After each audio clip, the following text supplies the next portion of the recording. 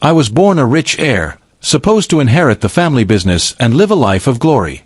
Who would have thought my own father would turn his back on me, favoring my cousin Makoto like he was his own son, treating him better than me, his actual flesh and blood.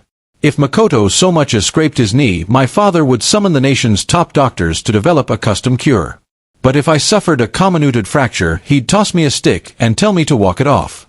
Why? Because the world I live in is actually a cheap, loser-turns-winner redemption novel.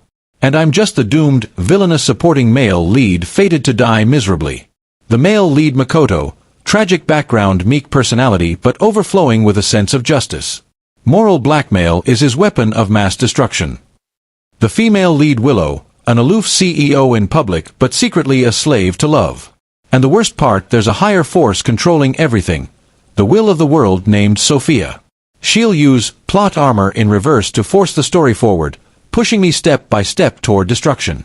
But none of them know, I've decided to flip the table. If I can't win, no one gets to. Mutual destruction beats solo victory. None of you are getting your happy ending. Cold water splashed across my face. That's when I woke up. Surrounded by the all-too-familiar voices of judgment. My loving parents. And my oh-so-elegant ex-fiancée Willow. And of course there's the unavoidable justice demon, my dear cousin Makoto. What's the accusation this time? That I bullied Makoto after he provoked me, or that I stole the birthday gift he planned to give Willow? Doesn't matter anymore. What matters is that I suddenly inherited memories that didn't belong to me. Turns out this world is straight out of a novel where a beautiful CEO falls in love with a broke guy. And I'm George, the classic villain meant to oppose Makoto at every turn. My only role is to highlight his greatness and righteousness. My suffering exists to make his romance with Willow more touching. My fate is to be hated by everyone, to have my reputation ruined and eventually die in despair. And Makoto, he'll walk over my corpse and inherit the entire Wong family fortune. He'll live happily ever after with Willow, becoming the golden couple everyone envies. Why? Just because he's the main character, my parents treat Makoto like their own son. Because back then he fought his older brother for power and ended up inheriting the family business. His brother, crushed by the loss, passed away in sorrow. That guilt has haunted him ever since, and now he's trying everything he can to make it up to Makoto. So in our household, Makoto is practically royalty. The moment he frowns, someone else must be at fault. And if I try to explain myself, suddenly I'm the rebellious son with no respect for authority. Willow, she's blind and foolish. Every time Makoto lies and I expose him, she jumps in to defend him, then turns around and yells at me. The face I once loved now only looks stupid and pitiful. I finally realized, I'm living in a preset script. My pain feeds his growth. My misfortune is the foundation of his happiness. Struggle, resistance, all meaningless. Any attempt to deviate is corrected by an invisible hand. Fight back and you only die faster. I rubbed my temples and calmly glanced around the room. Their scolding droned on like flies buzzing in my ears. I stood up, said nothing, and turned to leave. Behind me my mother screamed, "George, what kind of attitude is that?" I locked my bedroom door. From the depths of my closet, I dragged out the suitcase I'd secretly packed. ID, bank cards, some cash, a few changes of clothes. In the novel, George always tries to explain himself after being framed. He tries to fix things, only to end up deeper in misunderstanding. I'm not interested in that. If I'm doomed to be cannon fodder, I'd rather exit early. I opened the window and checked that no one was outside. Second floor. I tossed my suitcase down and climbed out after it. My knees stung when I landed, but I didn't stop. I picked up the suitcase and disappeared into the night. No note. No goodbye. As if I'd never existed. I could already picture the chaos that would follow my disappearance, especially for Makoto. He must be freaking out. How could his precious villainous prop suddenly go off script without my evil deeds? Who's he going to perform his justice for without my schemes? How will his love with Willow be tested? But unfortunately for you, I'm done playing your game. I took temporary refuge in a small inn far from the city. The first thing I did was swap out my SIM card, cutting off all ties to the past. Within a couple of days, I spotted a missing person notice tucked in the corners of local news. Between the lines, it implied I was irresponsible, squandered the family fortune, and ran off after scamming them, possibly manipulated by someone. They were trying to ruin my reputation to make life impossible for me. Willow was probably leveraging her connections too. After all, her male lead Makoto must be wringing his hands over this. Makoto's acting skills have always been solid. Unfortunately for them, my foresight into the plot is my best shield. The situation is different, but in the story I also disappeared once. That's why I've always managed to stay one step ahead. While hiding, I wasn't idle. I started gathering evidence to protect myself. The financial trickery in Wong Corporation over the years, my father's shady business deals, my mother's secret transfers of assets.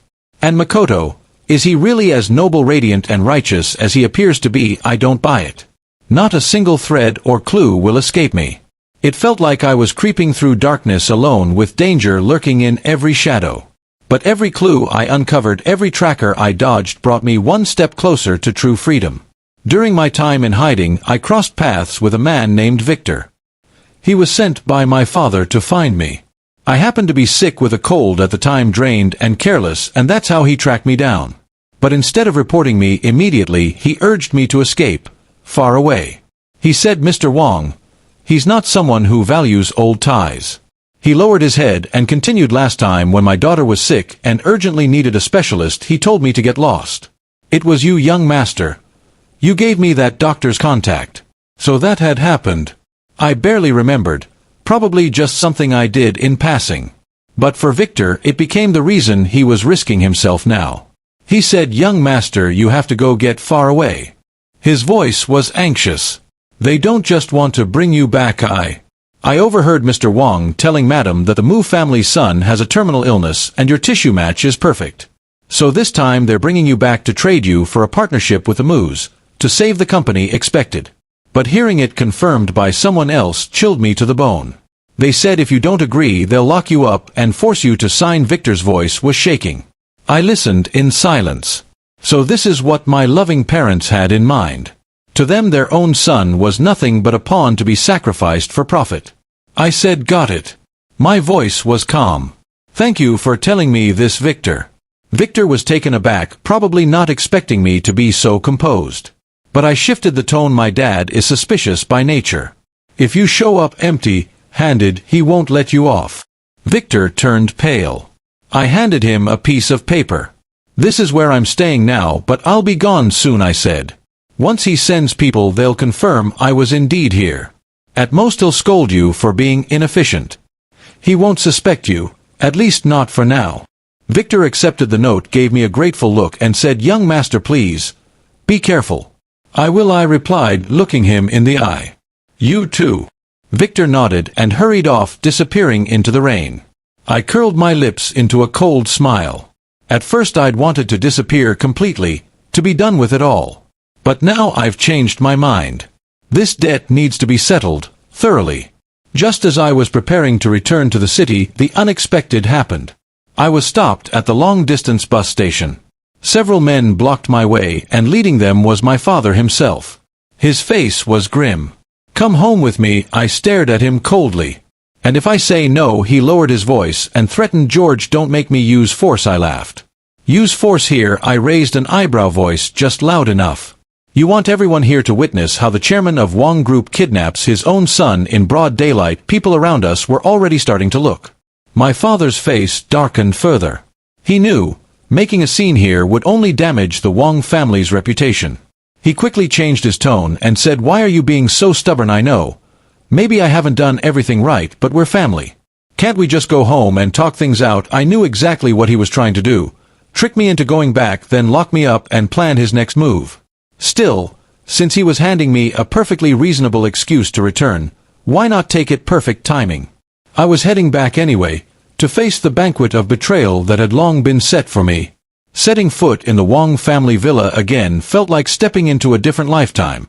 My parents, Makoto and Willow, were all seated on the sofa, each with a different expression. I walked in calmly and sat down on the single armchair across from them. "George, you're finally back. We were so worried about you." My mother jumped in first, playing the family emotion card. She said, "Do you know how much trouble the company is in? We're family. You should be helping us through this." I looked at her fake concerned face and replied with a flat tone, "Get to the point." Her expression froze. Willow immediately chimed in with a scoff. "George, uncle and auntie raised you. It wasn't easy. No one's saying you owe them your whole life, but don't be such an ungrateful brat. The family's in trouble now, and you're running away. There's a chance to fix everything. Young Master Mu is sick and needs a kidney. You're a match. Stepping up would be good for you and the Wong family. I turned to her, gaze icy. Willow, who do you think you are to butt into my business? Her face flushed crimson. She bit her lip and said, I'm Makoto's girlfriend. That doesn't make me an outsider. Of course I care about the Wong family, I chuckled. Being a girlfriend makes you not an outsider. I looked at her with biting sarcasm. Well, isn't that wonderful? Since Miss Liu is so concerned about the Wong family, where's the Liu family's helping hand, or is your concern just empty words? Willow was stunned into silence.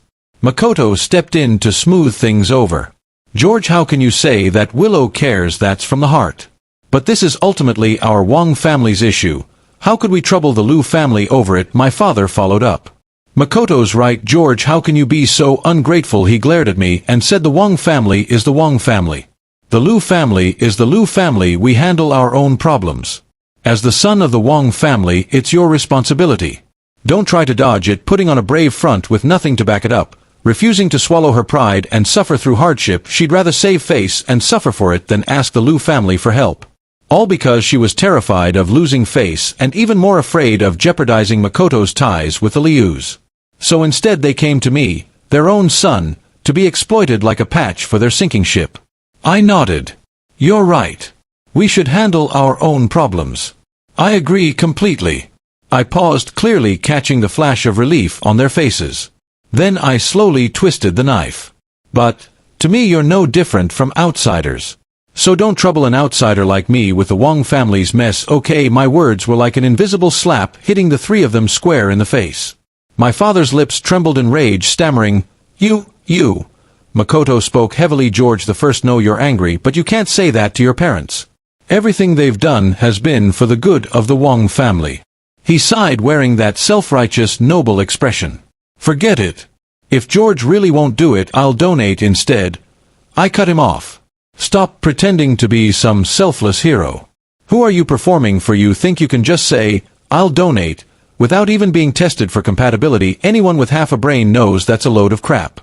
Makoto was completely silenced, jaw clenched in frustration. My mother, having failed at the gentle approach, finally lost her patience.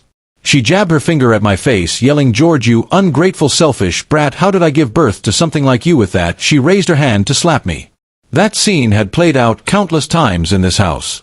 I used to just take it silently, or dodge it. But this time was different. I shot to my feet, spun around, and strode toward the redwood display shelf. I grabbed my mother's most cherished antique vase without hesitation and stormed to the door. With a powerful swing, I hurled it. Thud. The vase landed in the communal trash can, smashing into shards among the filth. The living room fell into stunned silence. All four of them, including the servants, stared at me like they were seeing a monster. I turned back, expressionless. I smiled. Try laying a hand on me again, I said, my voice ringing clear in every ear. Next time I won't be so gentle with what I throw. My mother trembled all over her face, shifting from red to green to ghostly white. She pointed at me, sputtering, but no words came out. Clearly the fate of that vase had both frightened and pained her.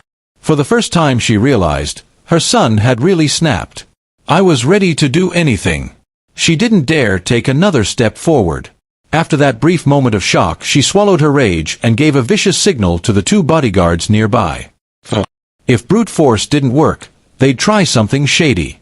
Drugging me, locking me up, was the novel script finally about to play out? I sneered, pulling a small recorder from my pocket and waving it. I'd suggest you think twice, I said, staring at my mother, enunciating clearly. If I don't leave here safely and on time tonight, or if I lose contact with the outside world afterward, my friend will call the cops immediately. And all the lovely evidence I've collected on the Wong Corporation, and the two of you will be sent straight to the media. Her face twisted with shock and rage. You're threatening me, I answered coolly. You forced me to. Calmly I continued, so here's the choice. Either let me go now or we all go down together. Pick one. She was so furious her chest heaved violently, but she didn't dare act. Her plan to control me had failed, again. All she had left was powerless rage. They had no choice but to let me go, for now. But I wasn't allowed to disappear from their radar. I had to remain within their line of sight. And so the stalemate dragged on for 2 days. On the third day, my mother's attitude abruptly shifted. She had someone bring me back home and told me the Mu family had already found a suitable donor. Then she suddenly changed the subject, even managing to squeeze out a gentle smile. She said, "George, recently I've been helping you find a nice girl." I raised an eyebrow and waited for her to continue.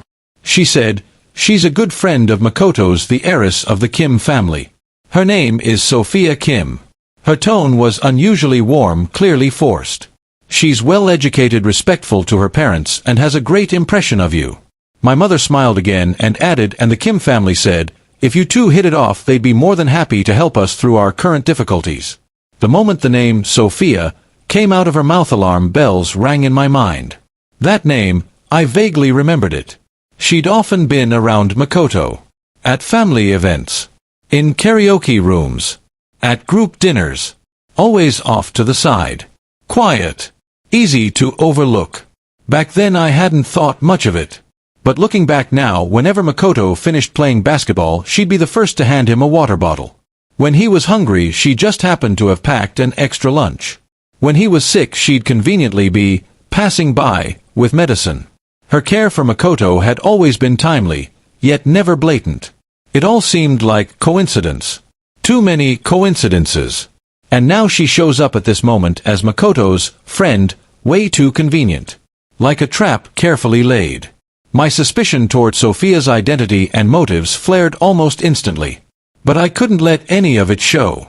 I said, "Oh," I feigned calm. "Since she's Makoto's friend, sure, no harm in meeting and getting to know her." I needed to keep them at ease while I secretly investigated. Who was this Sophia? What was her connection to Makoto, and to this world that was increasingly off-script? I had to find out. I started spending time with Sophia.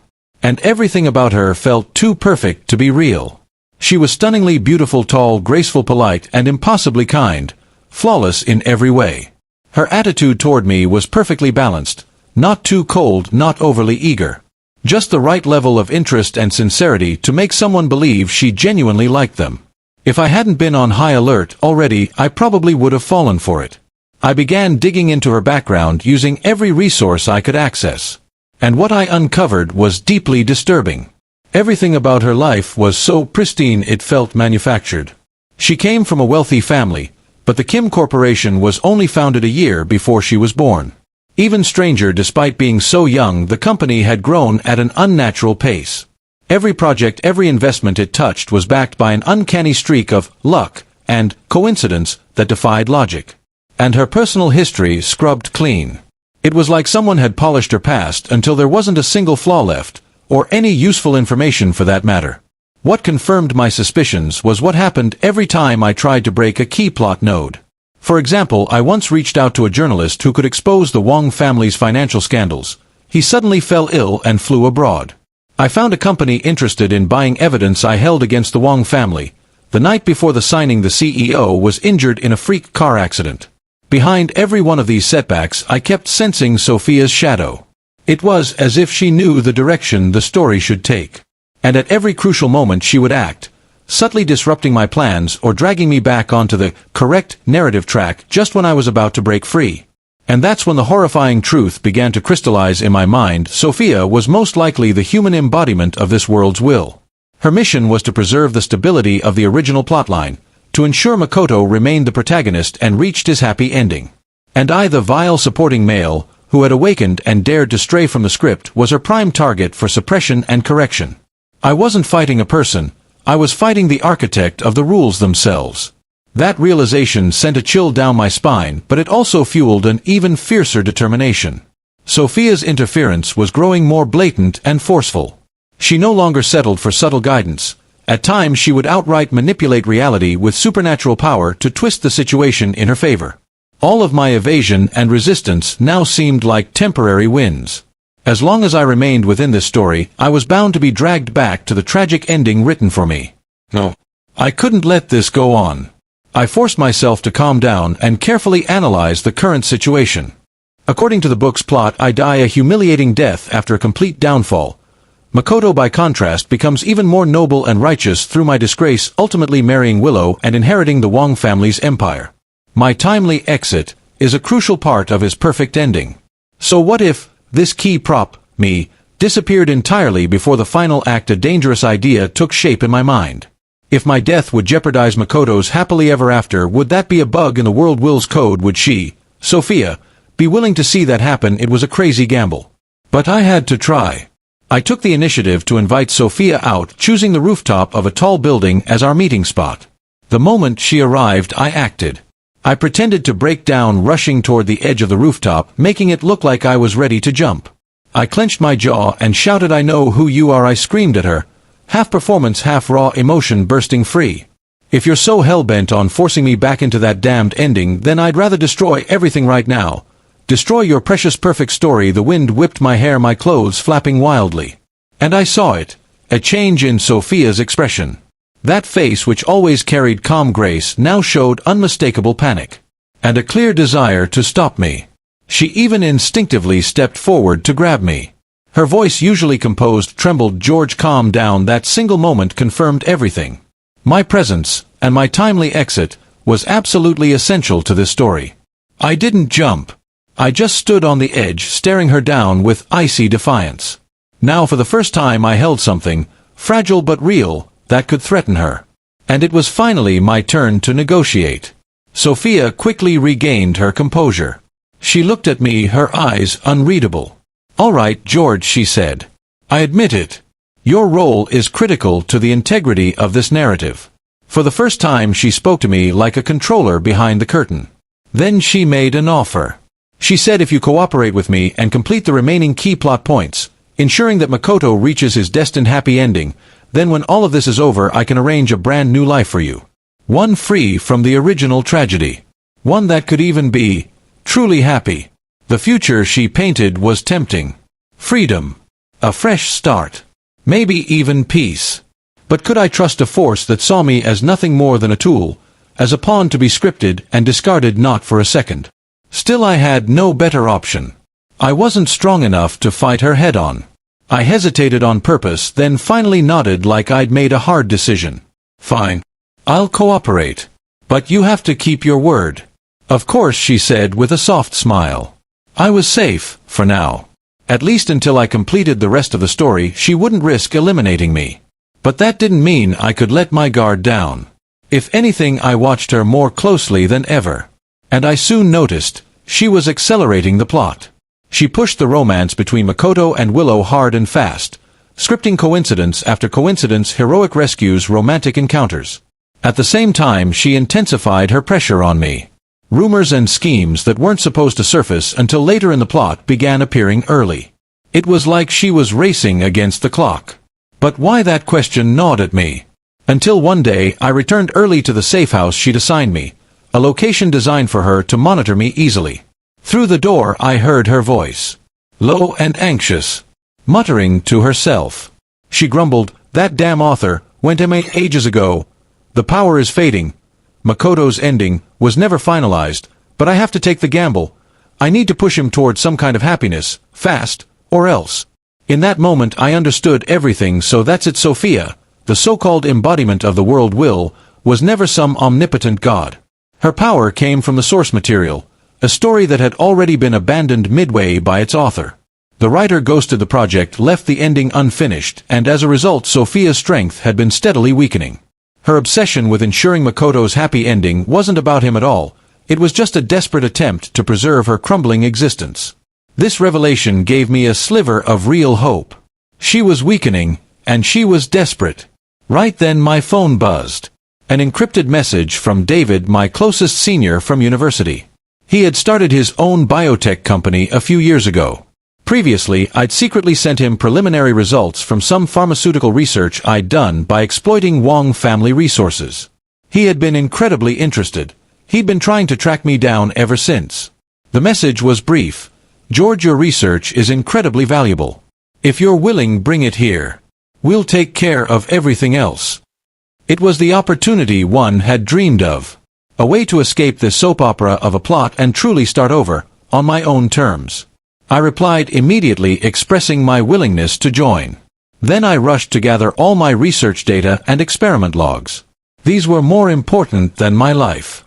I had made multiple backups and hidden them in various locations. But I wasn't slick enough to escape Sophia's notice. The night before I was set to leave the city for good, she found out. To her, I was a critical plot device. Until her mission was complete, she couldn't afford to lose control of me. So she used the last of her waning power, and directly took control. I blacked out. When I opened my eyes, I found myself locked inside an abandoned warehouse. Dust and mildew filled the air. Everything I could have used to contact the outside world was gone. Sophia stood before me. She wore a pale slip dress fabric clinging to her frame in disarray. One strap had broken off her shoulder and was slipping down, the hem was wrinkled and even torn in places. Before I could make sense of her intentions, she spoke. "George I gave you a chance," she said as she walked toward me. "Why can't you just stay where you belong?" She wanted to use her final trick to fully subdue me. But I was no longer the George who relied on threats and evasion to survive. Over the past 6 months, I had never stopped preparing. Anticipating the possibility of physical confrontation, I had secretly taken up combat training. Not long, but maybe just long enough. Thankfully, Sophia underestimated me. Assuming I was still the pathetic version from the original plot, she had only tied my hands. I waited, then when her guard was down, I seized the chance. I grabbed a nearby chair and launched forward without hesitation. No fear. No holding back. Sweep kick. Left stomp. Knee to the gut. She never saw it coming. Certainly not from me. She crashed to the ground with a muffled groan. I didn't hesitate. I launched a flurry of brutal kicks, leaving her bruised and motionless. Untying the rope, I looked down at Sophia collapsed on the ground. There was only one thought in my mind: end this once and for all. Just as I'd taken down Sophia and was finally catching my breath, the warehouse door creaked open. I turned, and my pupils contracted in shock. Willow. Behind her stood 2 unfamiliar men, their expressions hostile, each holding a camera. Clearly not here for anything good. Then I understood. This had been Sophia's backup plan. Or rather, part of her original script. She wanted them to barge in, see Sophia in that disheveled state, and record evidence of me assaulting her. She was going to destroy me with this, use it to blackmail me into playing along with her goddamned story. Willow froze briefly at the sight of Sophia on the ground, but quickly composed herself. Her expression morphed into performative outrage. "George, how could you do something like this?" she cried. She probably thought this was just another impromptu plot twist from Sophia and didn't question it. She and the 2 men advanced with their cameras. I was seething, but I couldn't lose my cool. It was 1 against 3. And 2 of them were men. I couldn't win head-on. I scanned the room, spotted a rusted iron rod nearby, took a deep breath, then charged forward, and kicked Willow straight in the stomach. She doubled over in shock and pain, and in that moment I grabbed the iron rod and slammed it into the back of her neck. I heard groans, bodies hitting the floor. Willow pampered rich girl that she had no chance of enduring a real hit. The 2 men stood frozen for a second. They tried to jump me, but I knocked them both down with sweeping strikes. They had no weapons, no guts, no killer instinct. I, on the other hand, was in full survival mode. Every strike was calculated, merciless. From beginning to end, I didn't give them a single chance. Minutes later, 3 bodies lay sprawled across the floor. I stood over them, gasping for air. That's when I noticed a small bottle sticking out of Sophia's pocket. The label read, "Potent hallucinogenic aphrodisiac." So this was her tool for staging the evidence. Disgusting. I picked it up, walked over to each unconscious figure and forced every last drop of the drug down their throats. Not a single drop wasted. Then I picked up Willow's phone from the floor. Unlocked it using her fingerprint. Opened the camera. I placed the phone at a distance angled to capture both audio and the chaos in the corner of the warehouse. It didn't take long. Soon the drug took effect, and the sickening sounds began. That should be enough. Amid the chaos, Sophia's discarded phone screen suddenly lit up beside me. A new message had come in. I glanced at the screen. The sender was Makoto. It read, "Sophia, how did it go? Is that useless trash taken care of yet?" So, Not only was he aware he may have been involved in the whole setup. I picked up Sophia's phone and transferred the footage I had just recorded with Willow's phone onto it. Then I set a complex password for the video file. Using Sophia's tone, I replied to Makoto, "Yes, it's done. Here's the evidence." I encrypted it so it won't leak early. I attached the file and sent it. Then I added, "Oh, and I made a few adjustments to the world's rules. Right now send the video and the password to all the PR accounts you've bought. Push the scandal that George assaulted the heiress of the Kim family. Once this scandal goes public, your protagonist aura will be completely locked in. Your happy ending will be secure. No more waiting for plot triggers. This is the fastest route I can give you." I knew Makoto. He was obsessed with the idea that he was the chosen one and that I was the obstacle he had to destroy. His craving for a happy ending had long overridden his ability to think rationally. Sure enough, he replied quickly, "That's amazing, Sophia. Thank you, I'll do it right away." His message reeked of eagerness and venomous delight. I stared at the screen coldly. "Makoto, this is the path you chose."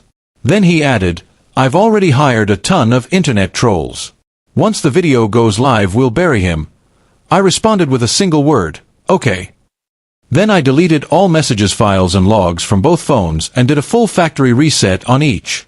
After confirming I'd left no fingerprints or traces, I quietly walked out of that filthy warehouse. A new show was about to begin. At dawn, it was as if someone dropped a bomb on the internet. Rich heir George assaults Kim family heiress. The headline exploded across every major platform. Makoto's paid trolls went full force, flooding the feeds with vile comments and conspiracies. The scandal surged to the top of every trending list. But then, as curious netizens rushed to find out more and clicked on the viral video being shared, everyone was stunned. The footage was dim, the camera aimed at a warehouse corner and the floor, but the audio was crystal clear and the flashes of tangled limbs were unmistakable. There were 4 people. 2 women, 2 men. Though the women's faces were partially obscured, they were still identifiable. One was Sophia Kim, the Kim family heiress.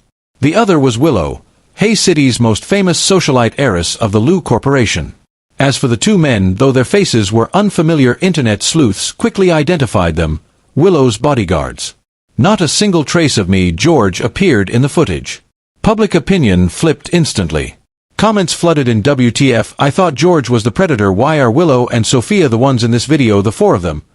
Were they drugged? This is some freaky s *****. Something's off. Who filmed this? Who spun this into a smear campaign against George? Wait.